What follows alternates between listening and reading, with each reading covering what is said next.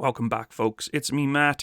In today's episode, we're diving into the Patria TRACKX, a brand new light-tracked armoured platform that's been positioned as a modern extreme terrain workhorse for European armies. But in all consideration, I do believe this could be strongly utilised in North America, particularly for me here in Canada with the Canadian Armed Forces, because this thing would do very well in the cold and extreme conditions of the Northern Territories of Canada and in the Arctic. Now, if you're used to hearing Patria in the same sentence as 6x6 and 8x8 wheeled vehicles, that's pretty common. I've done a number of videos of this particular set of vehicles on my vehicle platforms before on the channel. But TRACKX is a big deal because it's a bit of a leap, I would say, into a new class of vehicles that hasn't seen a clean sheet in design for decades. And I want to start off to where this came from. Patria didn't wake up one day and sketch tracks on a napkin. The vehicle's an outcome of a multi-year European effort called FAMOUS, short for Future Highly Mobile Augmented Armoured Systems. Now, in plain language, FAMOUS is about restoring extreme terrain mobility to ground forces, while also modernising its protection, onboard systems, and potential for growth. Now, the program matters because it's not just one country gambling on this prototype. Patria's program is really two phases: a study phase funded under the European Defence Industrial Development Programme and a development phase under the European Defence Fund with an overall budget stated around €132 million. It's a lot of money. Phase 1 locked the concept, and Phase 2 turns it into steel and rubber through the real prototypes and trials, which are a lot of the footage you're seeing right now. On the industrial side, Patria is identified as the industrial coordinator. On the military side, multiple European countries joined to shape requirements and steer development. And there's a lot of customers for this bad boy. Patria lists Finland, Belgium, Denmark, Latvia, Germany, France, Estonia, Greece, and Spain among participants. Finland's defence industry is connecting the effort directly to the Finnish Army's Arctic mobility, and these are requirements that they need to replace all of their older all-terrain vehicles as they certainly become obsolete, particularly in today's environments. Patria describes FAMOUS 2's implementation phase as running from December 2023 to November 2026, covering vehicle design, prototyping, and verification testing against the project requirements. Now, TRACKX itself was unveiled at DSEI in the UK and London on September 9, 2025. Patria positioned it as a modern, cost-effective alternative to the 13 to 18-ton class. It's built for roads, forests, bogs, hills, and snow. Patria says the design has undergone extensive testing in these environments, and the company's aim is to be ready for serial production in 2027. TRACKX is built around a simple promise: go where wheeled vehicles bog down, without needing the complexity of an articulated 4-track carrier. What I find very interesting with Patria's product page is it says the 2-track design is intended to meet the same mobility challenges as 4-track vehicles, while still giving you a roomy cab, high visibility, and a protected troop compartment. Now, I have to admit, there's a lot of competition with the 4-track double cab system. I've used the Warthog in Afghanistan, and those things could go just about anywhere. They are an incredible bit of kit. But the first thing we need to discuss with this platform is ground pressure. In Patria's brochure, TRACKX is described as a lightweight structure optimized for soft ground with maximum ground pressure of 32 kilopascals at combat weight. And of course, that kind of footprint is tailored for the environments that punish heavier vehicles like deep snow, wet bogs, and soft forest soil, which certainly is going to get them stuck. Patria highlights exceptionally wide rubber tracks, a low, centrally positioned center of gravity, and a independently adjustable hydrodynamic suspension for each road wheel. The brochure and product page also highlight a nearly flat underside without torsional bar suspension, an engineering choice that of course frees packaging space and helps keep the vehicles in a low profile. Here's where the rubber track detail gets interesting though. The European Security and Defence Report states that the DSEI vehicle used SOCI composite rubber tracks, and SOCI's technical description explains the CRTs as continuous rubber bands reinforced by composite steel cords. Now, just for the record, folks, SOCI did reach out to me and actually looking at doing a video with me potentially in the near future on rubber tracks, which I've done videos on before, so I'm kind of looking forward to that, so stay tuned.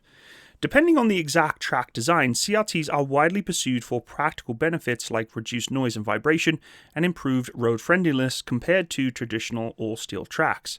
This is very useful when a unit has to mix tarmac and trails on the same mission. Put it all together and this vehicle starts to look like a purpose-built extreme terrain carrier. Very light, enough to stay mobile anyway in some really nasty terrain, and a modern enough layout to set up different interfaces for either infantry or command and control, even medical evacuation. Now, we have to take some of this with a pinch of salt. When companies say all-terrain, it can mean anything from handles a muddy field to moving a platoon through deep snow at -30. TRACKX, of course, is clearly aiming for the second category, and Patria actually publishes a solid set of baseline numbers. In Patria's technical brochure, the light APC configuration seats a crew of 2, driver and commander, with space of up to 10 dismounts. The brochure also lists a maximum combat weight of 15.5 tons and a maximum road speed of 80 kilometers an hour. It also states a range of 500 kilometers, which is pretty impressive, particularly in the long tundras of the north. It claims 60% gradient and a 2-meter gap crossing capability and an operating temperature range of -46 degrees Celsius up to +44 degrees Celsius. So it's going from cold to hot pretty easily.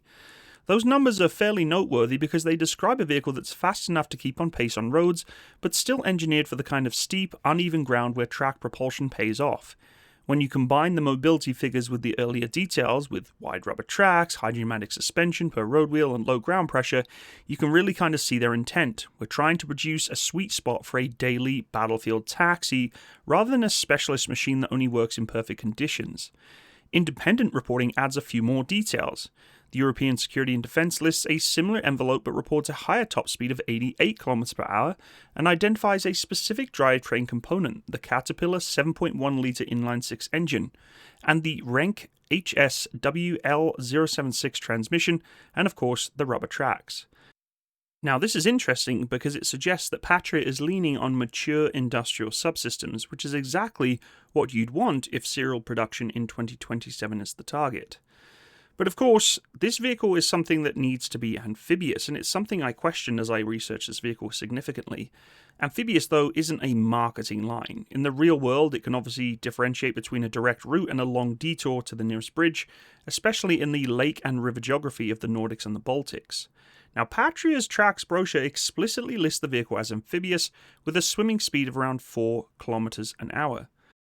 Now, that's not fast, but it doesn't need to be. It's enough to move the carrier across a riverline under its own power without waiting for engineers or bridging assets, which of course are strategically needed potentially for large vehicles or larger battle groups. Now, the features for it to actually be able to be amphibious are quite interesting. According to reports, the crew unfastens and reverses 3 snorkels on the roof to handle the air intake, the exhaust, and the engine crew compartment. It then activates 5 bilge pumps from switches inside the cab in case of water getting in, and then manually lowers a trim vane.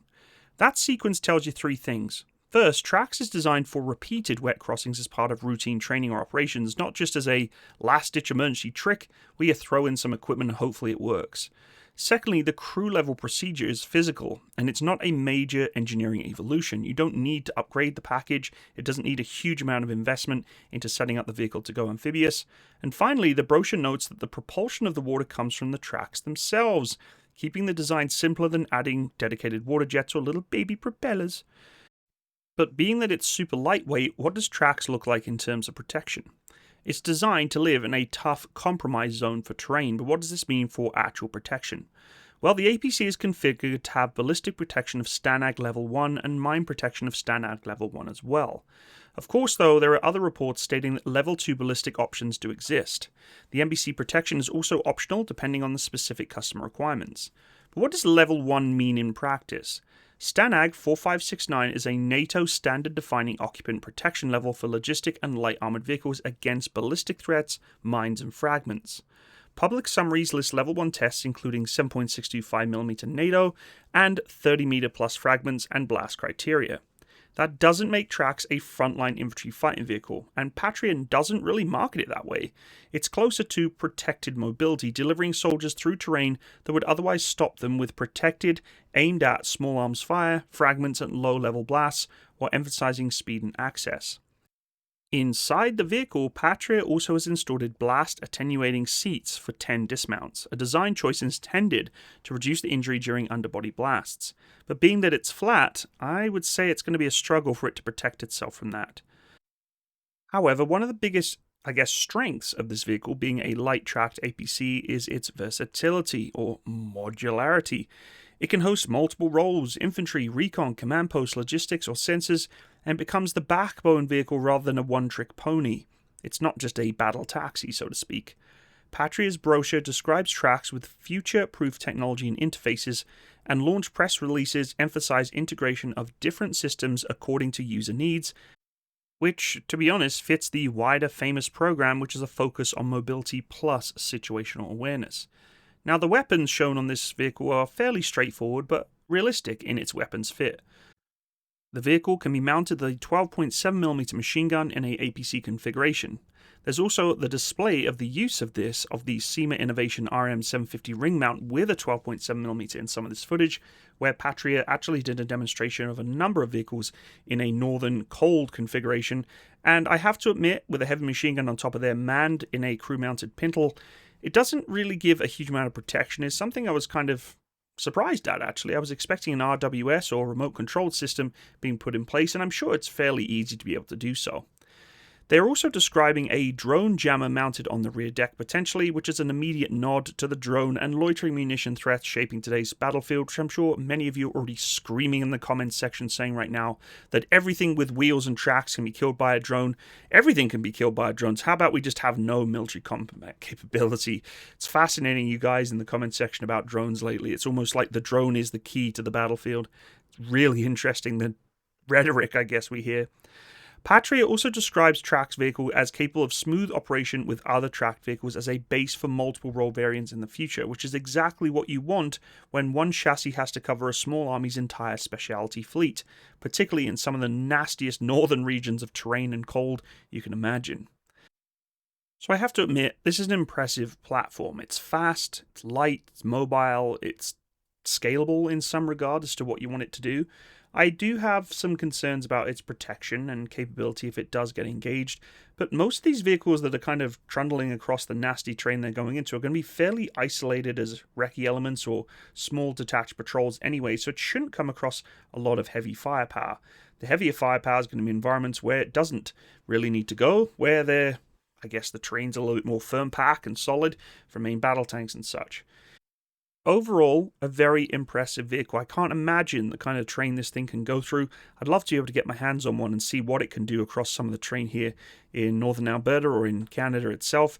And I'm wondering if Canada has actually looked at trying to get the Patria Tracks into its fleet.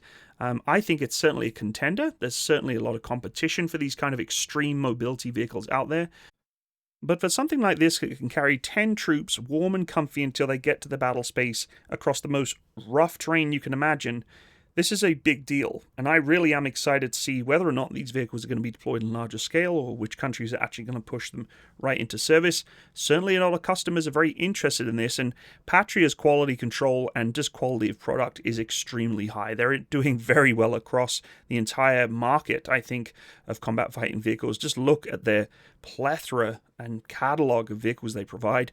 I've done a number of videos on their platforms, and I'm hoping that if Patria is watching this, I'll be able to again work alongside them potentially and look at some of their vehicles up close in the future. We've had a number of discussions to seeing if it's possible, but they are very busy obviously as a contractor, and I put no pressure on this. It'd just be really cool to get my hands on some of these really impressive vehicles to showcase to you, the viewer, and to, what they could do and what they cannot do potentially as well. Folks, thanks so much for learning a little bit about the Patria Tracks today. I hope you enjoyed the video and the points that I provided. If you have any other comments or input to this vehicle, it's really important you put them in the comments section. Let's open up some good dialogue and discussion about combat vehicles in general, particularly the Tracks, and what you think of it. I hope you have a wonderful day, and if you are a fellow supporter of my channel, click the like button, and if you do wish to financially support my page, I'd really appreciate it by going to my Patreon or my PayPal. Thank you again. All the best. Bye-bye.